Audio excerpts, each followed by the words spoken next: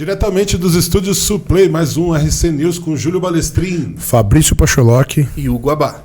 Este final de semana acabou acontecendo o Texas Pro, um evento muito aguardado com grandes nomes do fisiculturismo competindo. Na categoria Open, tivemos a disputa entre Andrew Jacked e Hunter Labrada, junto ao Carlos Thomas Jr., que vinha estreando, fazendo muito barulho anteriormente em um guest poser, onde ele se apresentou de uma forma monstruosa, chocando o mundo. Aqui, nessa competição, Andrew Jacked acabou se destacando pelo incrível condicionamento associado a uma estrutura muito propícia para o fisiculturismo. Se sagrou campeão sem sombra de dúvidas. O que vocês acharam? Bom, a competição que estava sendo bem aguardada, né? Foi um nível bem alto aí, comparado às últimas competições que a gente teve. O Hunter eu achei que não estava na mesma condição do Tampa, né? Estava muito bem, mas não apresentou a mesma condição. E o Andrew apresentou a melhor condição da vida dele. Sim. E o Carlos Thomas Jr. é um cara que a gente estava aguardando muito, né? Mas pelas últimas atualizações a gente já imaginava que a condição estava atrasada e realmente foi isso que aconteceu. Ele ainda precisa de trazer algumas melhorias, principalmente na parte de trás do físico, e trazer a condição, né? É um cara que com certeza vai estar entre os grandes, mas ainda tem que trazer essas melhorias. Para uma estreia foi satisfatório, não? Terceiro lugar num campeonato aguardado como era esse, e apresentando esse volume extremo, é de se esperar muito desse cara com o passar das temporadas. A gente tem que fazer essa análise, né? Porque a gente tinha uma expectativa grande nele, mas exatamente, ele está apenas estreando no profissional, né? Com uma leve capa d'água foi o suficiente para deixá-lo em terceiro lugar. Se Carlos Thomas Jr. conseguir trazer um condicionamento ao nível do Andrew Jacked, eu acredito que nós temos um novo finalista no Mister Olímpia. Vocês têm dúvidas? Com certeza. Note a cintura dele. Para todo esse volume muscular, ele preserva uma cintura relativamente fina, então isso faz com que ele tenha um aspecto muito freak para a estatura dele, que é bem baixa também, né, Júlio? Sim, exatamente. Ele tem...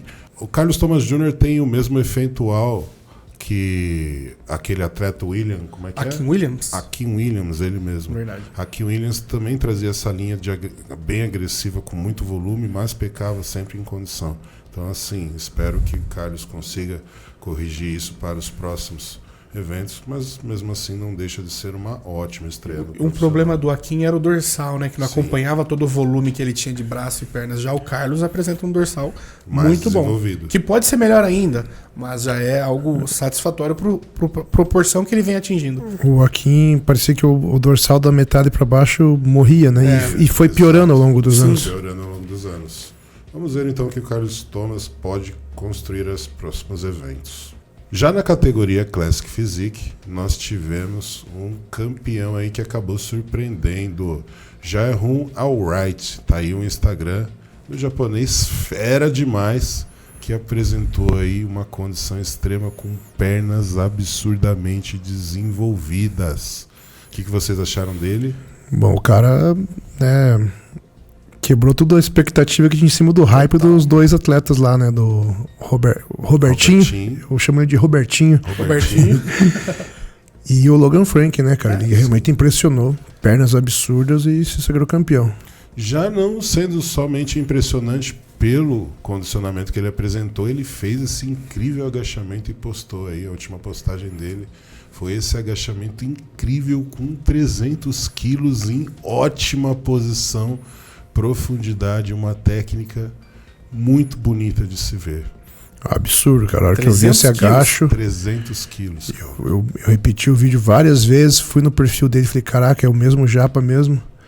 Aí explica essas pernas, né, cara? Incrível o controle e a força deste atleta. 2 repetições com 300 quilos. Sozinho, Total controle. sem spotter, com Sim. total controle.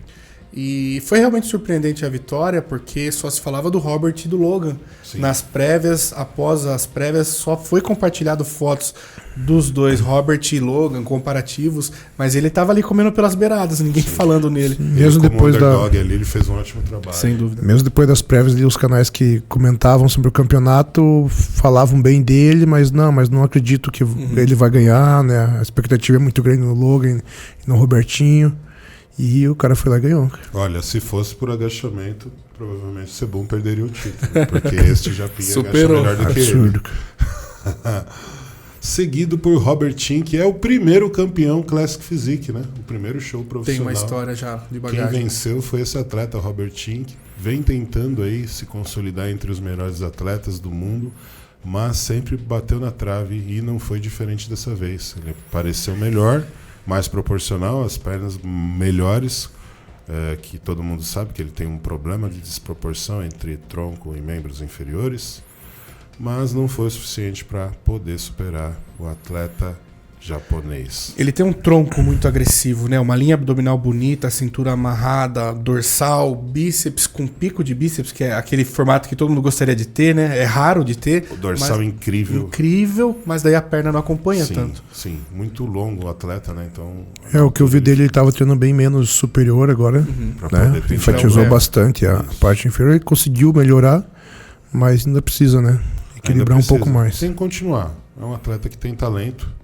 Com certeza tem espaço aí para ele no cenário profissional. E ele pode sim, com certeza, chegar ao Mr. Olímpia. Já em terceiro lugar, ele que era o franco favorito, Logan Franklin. Apresentou um físico estético, poses incríveis, como sempre, mas com uma ligeira capa d'água. Veio sem treinador, se preparou sozinho e não conseguiu trazer o melhor condicionamento.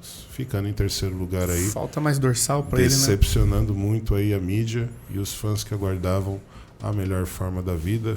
Muitas pessoas têm ele como dos atletas mais talentosos da categoria Classic Physique.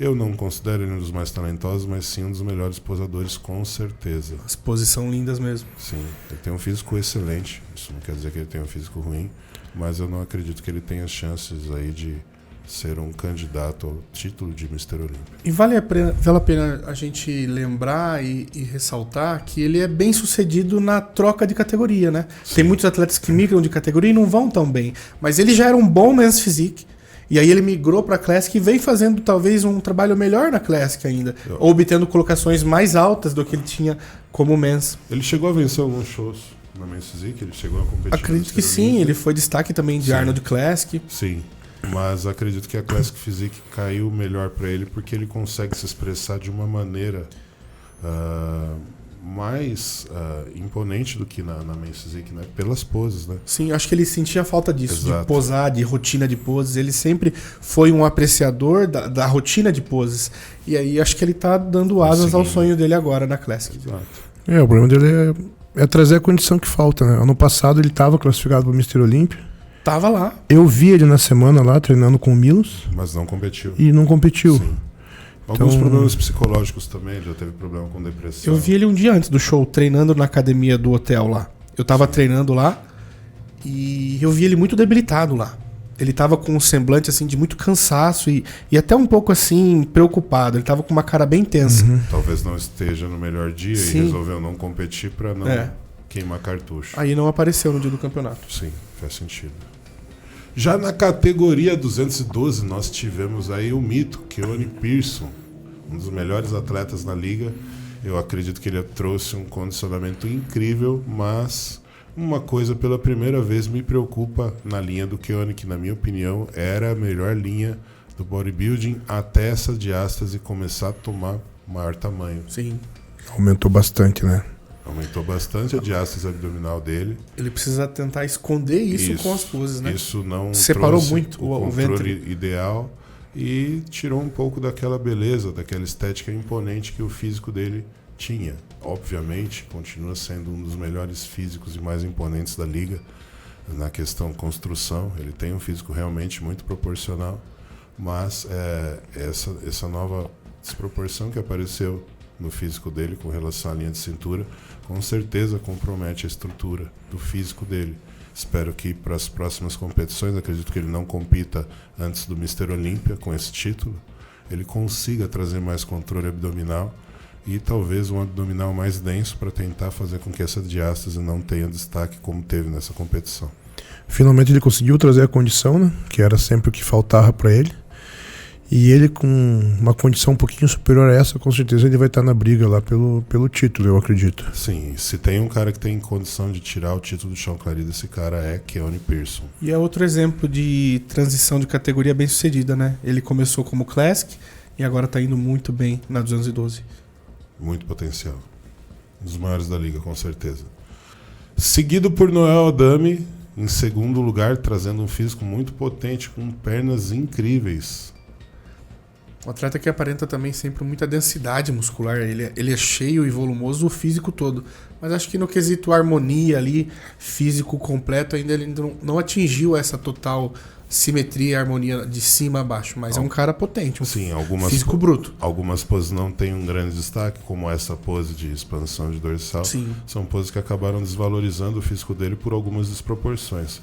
Mas é um atleta realmente que chamou a atenção pelo tamanho e condicionamento. Meus parabéns pra ele. Quando eu vi foto dele sozinho, até achei que era atleta open. Ele aparenta. O Chris tinha postado foto dele, achei que era open. Um pequeno defeito ali, volta na pose de costas, as panturrilhas dele, ó. Verdade. A parte, não tem a parte interna delas, né? A né? parte interna da panturrilha, não tem desenvolvimento aí. Mas é um cara que, com certeza, nas próximas competições vai ter destaque e tem chance sim de conquistar sua vaga para o Mr. Olímpia, seguido aí pelo argentino, que já tem espírito brasileiro, Fran Barrios. Tá aí, sempre né? por aqui. Tá sempre por tem aqui. Uma torcida que tem uma torcida, tem muitos amigos aqui no Brasil. Trouxe um físico melhorado, mais condicionado, talvez a melhor forma da vida dele. Foi surpreendente a evolução que ele trouxe da última competição que eu vi, que foi o Fitpira, né? A condição muito boa. Ele hoje mora em Curitiba, atleta do Capial, em preparação junto com o Patrick Tour. E realmente impressionou a condição dele. Muito bom, atleta. É um atleta também que faz um intercâmbio muito bom. Ele já treinou agora nessa ida aí com o Keone Pearson. Ele já ficou uma temporada lá com o Flex. Então é um cara que vem melhorando o físico e construindo uma carreira aí, construindo suas mídias sociais muito bem. Investindo muito bem nela. Com certeza. E aí nós tivemos essa brasileira incrível, Irving Hain. Meus parabéns. Irving Hain acabou se sagrando campeã na categoria Women's Physique, trazendo esse título para o Brasil. Um físico que todos já sabem, Irving Hain traz muita densidade, cortes profundos, acertou a mão, trouxe o condicionamento necessário em membros inferiores, estava com os glúteos bem fibrados, muito separados, femorais gritando ali, ó. Isso com certeza fez a diferença na escolha do título. E ela que foi segundo lugar, né, no campeonato anterior. Sim, no anterior ela bateu na trave aí e esse não teve jeito. Irving Hain vai para o Olímpia com força total mais e com grandes chances de ir para a final também, tá? E aí nós tivemos na categoria biquíni o retorno de Isa Pessini, né? Sim, voltou. Treinador, trazendo um físico repaginado, muito mais condicionamento, mais densidade também, trouxe mais tamanho. Eu gostei bastante dessa nova versão da Isa. Ela fez uma estratégia de estar extremamente condicionada uns dias antes, né? Sim. E daí foi enchendo o físico. Exato, tanto é que na prévia parece que ela ainda estava um pouco muito hard, e nas finais ela já trouxe um físico mais dentro do que a categoria pede, mais suave. Exato. Mas o campeonato, todo mundo sabe, ele é julgado nas prévias, né? Ela falou que o feedback foi exatamente esse, né? Tava um pouquinho hard. Ela comeu bastante entre as prévias e as finais. O físico ainda desceu 1 quilo, né? Segundo ela. Mas daí já estava um pouquinho mais enquadrada, né? Segundo os árbitros, era esse o físico que ela tinha que estar nas prévias. E, né, segundo ela falou, era o momento de errar, né? Ela tem a vaga vitalícia por ser campeã. Exato. Então, assim, não precisa competir. Privilégio para poucos. Ela vai ajustando o físico, né? Foi muito bom essa preparação com o novo treinador para estar no 100% dela no Olímpia. Eu acredito que foi uma ótima estratégia. Ela ter feito isso fez com que ela conseguisse entender até onde que ela pode ali fazer a depressão, para dar tempo dela fazer o carb up dela e entrar na condição necessária para conseguir o título. Parabéns a Isa aí, que ficou em segundo lugar nessa competição. Agora, falando do que aconteceu nessa última semana, eu acabei dando uma declaração que de certa forma causou um alvoroço entre as pessoas, mas talvez eu tenha sido mal interpretado, né? Aqui nós temos a versão off-season de Rafael Brandão, com certeza a melhor versão off-season da vida do Rafael. Todo mundo sabe que o Rafael é o atleta número 1 do Brasil na categoria Open, isso é uma coisa que não tem como se negar, contra fatos, não há argumentos.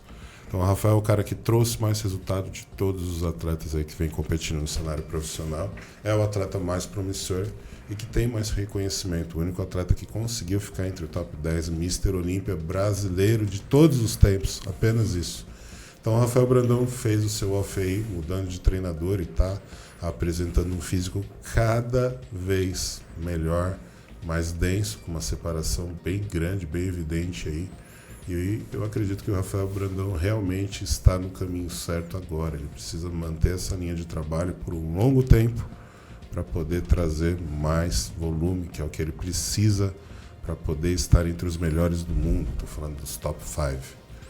Agora aqui na comparação nós temos o Wellington Nescau. Os dois estão com 135 quilos, é isso? Então, os dois estão com peso bem próximo e os dois estão voando nesse off, Júlio. Voando. Rafa tá treinando muito bem, cara. Sim. Ontem a gente fez um treino de perna muito, muito bom, incrível. Tá naquela fase assim que as articulações estão boas, ele tá conseguindo comer bem, sistema digestivo bom. Então tá num ritmo muito bom. E o Nescau também tá nesse ritmo. Exatamente. O Nescau veio do pós-campeonato, deu aquele descanso e agora, né, o off começou a decolar. Ainda são apenas 4 semanas de off-season, com um ritmo bom de treino. Então eu sei que ele vai evoluir bastante. E o que eu falei com os dois, eu não estou preocupado se eles vão chegar a 140, 145. Eu quero que eles vão evoluindo. Exato. Até porque eu não acho que eles muito mais pesado que isso vai render. Talvez vai começar a prejudicar os treinos, né? Tem todo esse cuidado. E o Rafa, que já forçou alguns offs ali, a gente sabe que o físico dele chega num ponto que, né, ele mesmo escreveu uma postagem ali que começa a regredir. Ele vê que começa a forçar, chega uma hora que ele começa a perder. Força o sistema digestivo e dele. E eu vejo bem, o Rafa, assim, o físico dele, ele responde muito bem para mais, quando tá tudo organizado, mas também se tá judiando um pouco do físico dele, ele também regride, né? Ele também tem a perca. Então agora tá naquele ponto que tá tudo encaixado e os dois treinando muito bem. Sim.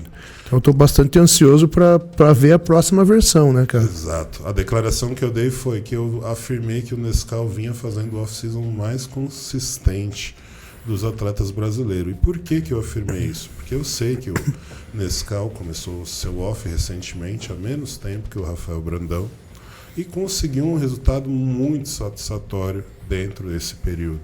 Então, dentre os atletas que estão atualmente próximos ali dos 135 quilos com um certo condicionamento, o Nescau é que consegue trazer mais equilíbrio entre muscularidade e condicionamento. Mas isso não quer dizer que ele tenha capacidade de vencer o Rafael hoje. Então, se fosse uma competição hoje, provavelmente o Rafael se sagraria campeão, porque o Rafael tem pontos mais fortes que o Nescau ainda precisa corrigir, como, por exemplo, dorsais. Então é ali que é o ponto de diferença entre os dois atletas, mas eu vejo eles se destacando muito, justamente por conseguirem trazer essa associação de volume com condicionamento e estética, que é a prata da casa dos dois. Então, meus parabéns para os dois atletas que vêm apresentando aí um ótimo resultado no off-season, trazendo ótimas perspectivas para eles dois num futuro próximo, aí, nas próximas competições. O Nescau é muito consistente. A gente está com 10 anos de trabalho junto. E ele sempre conseguiu sair de uma competição, dar aquelas semanas de descanso e engrenar num off muito bom. Ele responde bem, ficando vários meses em off, treinando pesado. É um cara que raramente se machuca. Então ele sempre consegue estar evoluindo, né? Aquela característica dele de calmo, tranquilo, né? Tem essa vantagem de conseguir se manter tranquilo num longo off, com bons treinos, e o físico vai sendo construído, né? É isso. E aí agora, nós temos no pré-contest há quantas semanas da competição? 4 semanas e meia de Curitiba. 4 semanas e meia de Curitiba, Zancanelli mostrando aí suas armas. Bom, o Zanca teve aquele problema, né, da lombar, que acabou adiando nossos planos para essa competição. E agora também está numa fase boa de treino, onde está tudo respondendo, o físico melhorando a cada dia. E a gente com certeza vai ver a melhor versão do Zanca aí. Trouxe bastante melhorias, né? As pernas estão bem maiores, né? Conseguiu melhorar ali a questão de densidade e volume de peito, ombros, os braços que já eram bons, né, as costas, vocês vão ver melhorias de glúteo. Então ele conseguiu fazer um ótimo off-season, né, treinos muito pesados no off.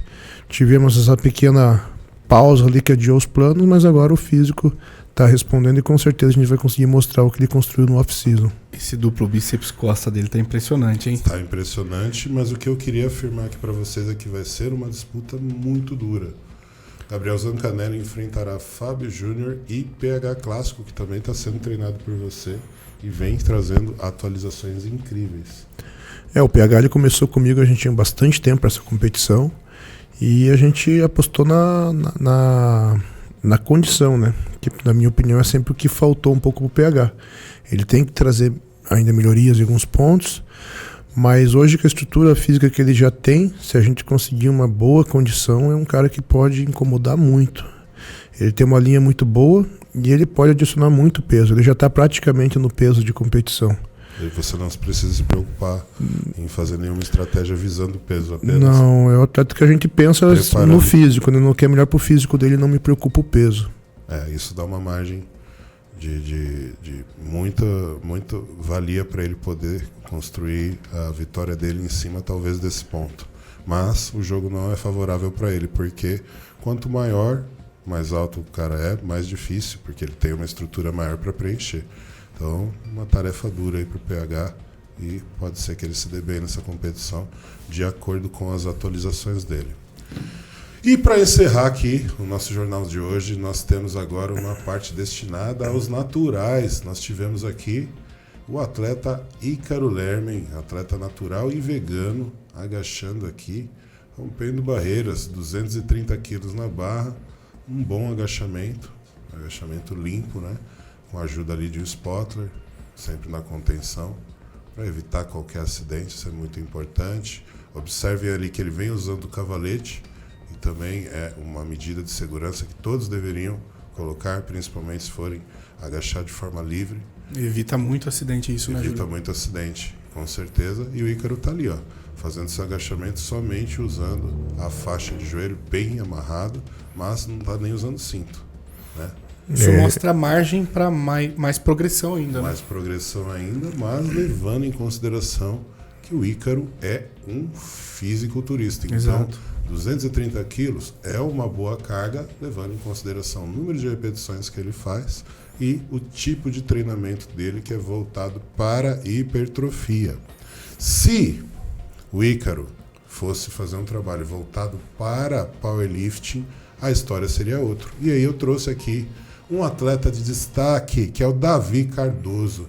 Eu venho observando há um bom tempo já esse garoto, ele vem tendo um destaque muito grande aí dentro do cenário nacional e internacional. Ele já é 2 vezes campeão sul-americano aí de powerlifting. É um atleta natural de 20 anos. E aí ele está fazendo incríveis 2 repetições sem equipamento.